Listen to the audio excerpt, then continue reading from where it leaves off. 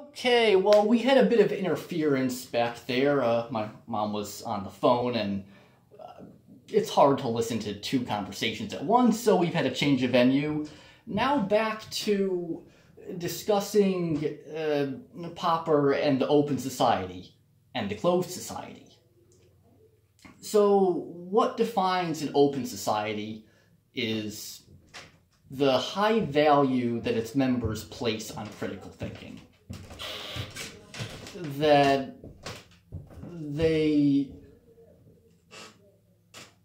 work on, that they're dedicated to deciding matters by applying logic to observe facts, and so making policies fit the observed facts, not the other way around. And that's a very trial and error laden process. No one knows what the right answer is going to be. Or do they? And so an open society assumes that no one knows what they're doing. And so even the best of people will make a lot of mistakes and will have to keep changing things, maybe remove some leaders and try different things.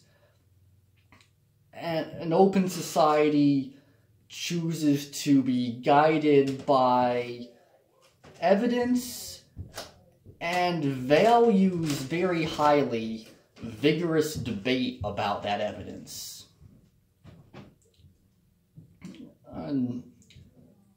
In Popper's day, he saw the English-speaking peoples as a relatively open society. Austria, when he was young, was a very open society, but then with the Nazis in World War II, it switched to a closed society.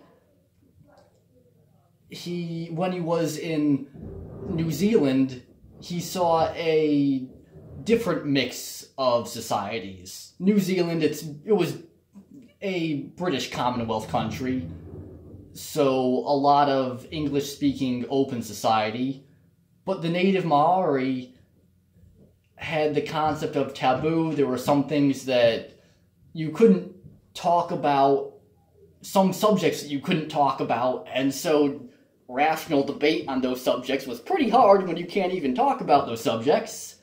He saw a closed society in the Maori. And Popper basically wrote about the open society. And he generally had the perspective that open societies are good, closed societies are bad. But does that idea stand up to scrutiny? And yes, we must scrutinize it. If we're critical thinkers and proponents of an open society, we must think critically even about critical thinking. One interesting question you might ask is whether critical thinking is itself an ideology. Because with critical thinking, they would say critical thinkers do not respect taboos, they're not bound to any ideology. They'd say some certain things, you know, a list of attributes and ideals. Any list of attributes and ideals is, by definition, an ideology and a culture. So in a way, critical thinking is a culture of its own, sort of entwined with English-speaking culture a bit. But that's a long explanation. For that, you'll have to take my other course on English-speaking civilization. We just don't have time for that right now. And so we have an idea of what an open society is. And it so far sounds pretty good. So what's a closed society? Is it just all the other bad stuff that's not an open society? Well, sometimes. But one could ask, why do closed societies exist? Is it just a matter of error and stupidity? Is it always a matter of error and stupidity? No. Since we're critical thinkers, and we like to explore all theoretical possibilities, we approach any issue firstly from a perspective of episteme. What are the theoretical possibilities? Knowing very well that most of the theoretical possibilities are going to be stupid. Either technically infeasible, or just a bad idea from a practical perspective. Like maybe we can clone T-Rex from the DNA. Technical problem. Or maybe we could, but we shouldn't. Phronesis, common sense, because it'll eat us and we don't want to get eaten. But in critical thinking, we tend to firstly approach issues with an attitude of episteme. What are the possibilities? All the possibilities. And then we'll narrow it down. Good, stupid, good but won't work. We'll narrow it down later. So, one of the possibilities is that closed societies are good and open societies are bad. Maybe that won't be our ultimate opinion, but it still is a theoretical possibility, and therefore we should explore it. If we're critical thinkers, and if we're really using our episteme. So what are the positive... Well, what might... We've extolled the positives of open societies. What might be their negatives? Lack of confidence? Disorientation? If you're constantly questioning everything and finding flaws in what you believed in yesterday, and then today you find that the leader you voted for is actually pretty stupid, and then you find a new evidence tomorrow that contradicts the way you're operating today, you're always changing. Hopefully you're changing in a direction of improvement, but that rate of change itself is very disorienting. What if, as humans, we need some stability? Or some stable social connections? What if, with too much change and constant fault-finding, what if that's demoralizing and makes society apathetic? And society can't work as a team or protect itself. It's possible that critical thinking, especially if taken to an extreme, is an overly harsh abrasive. Like, I could wash my face with steel wool and gasoline. That would get the dead skin off. It would hurt, so it's not a good idea. Let's say I had a choice between nothing, not washing my face, and scrubbing it with steel wool and gasoline. It might indeed be a better idea to not use the steel wool and gasoline. That might just be too abrasive. And the furnace turned on, so we've got to do another change of venue. Let's find some light. Let there be light. Literally, not just in the sense of enlightenment. Okay, so now that we've found another venue, we can continue. Oh, that light's... well, that light's not good. Now that we can continue, it's possible that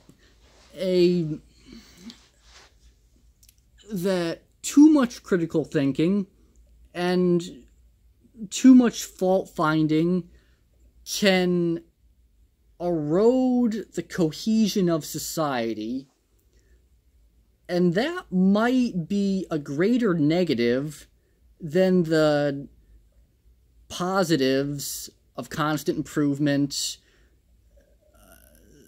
that constant reevaluation and hopefully improvement, technological advancement that critical thinking provides.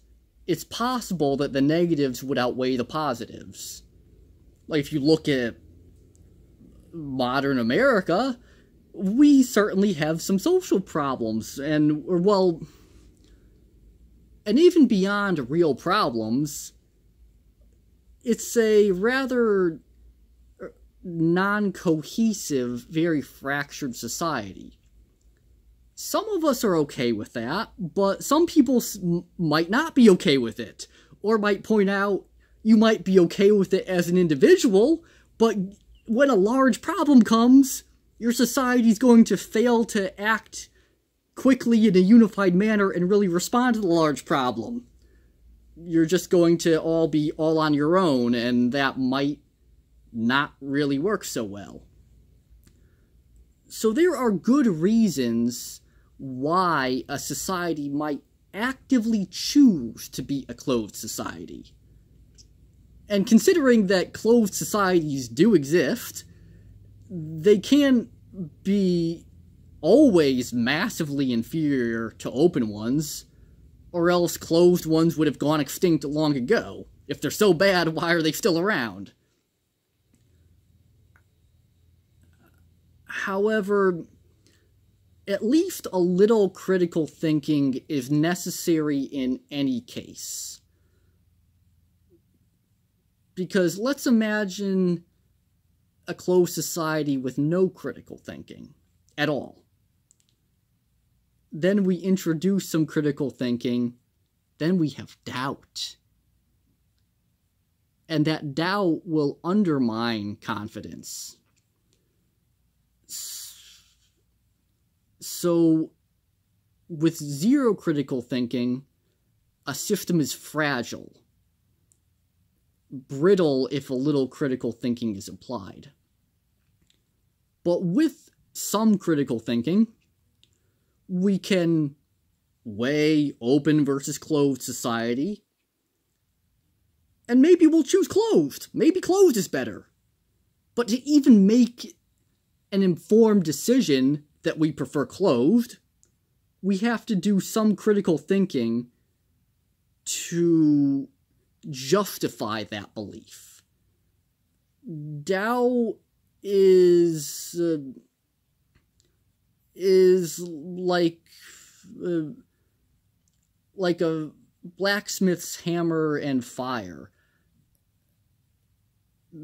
Yeah, they can break stuff, they can burn stuff, but used well, they make the metal not broken, but stronger. And so, I think that for any society, critical thinking skills are important in general concept. How often and vigorously we apply them is a matter of debate, but we do need some. And even if we do prefer to keep our society closed, well, you'll still need to deal with those jerks out there who advocate overly open societies. And even if they are failed jerks, you still might need to deal with these bad people. And Sun Tzu put it very nicely that he said something like, in ancient Chinese, that you'll only win consistently 100 out of 100 battles if you both know yourself and know your enemy. So even if a system is horrible and we do not want it for ourselves, you still might want to study that system anyway, so that you understand your enemy and can better protect yourself from that bad system. So whatever value judgment we ultimately assign to critical thinking and open societies, they're still worth, even if we decide they're bad, they're still worth studying simply so that we can know our enemy. Or maybe they're good and we'll adopt them and then we'll be knowing ourselves. Which one it will be, I don't know. And at this time, I don't even have to know. Because in either possibility, studying critical thinking a bit is a useful, practical decision. And I hope you'll continue to join me on that journey, wherever it takes us, both intellectually and geographically in my house looking for a quiet place. I might go outside, but outside it's a little windy and I'm not sure how that's going to affect the audio. But you'll get a nice tour of my house as we search for quiet places. Enjoy. Talk to you again soon, guys.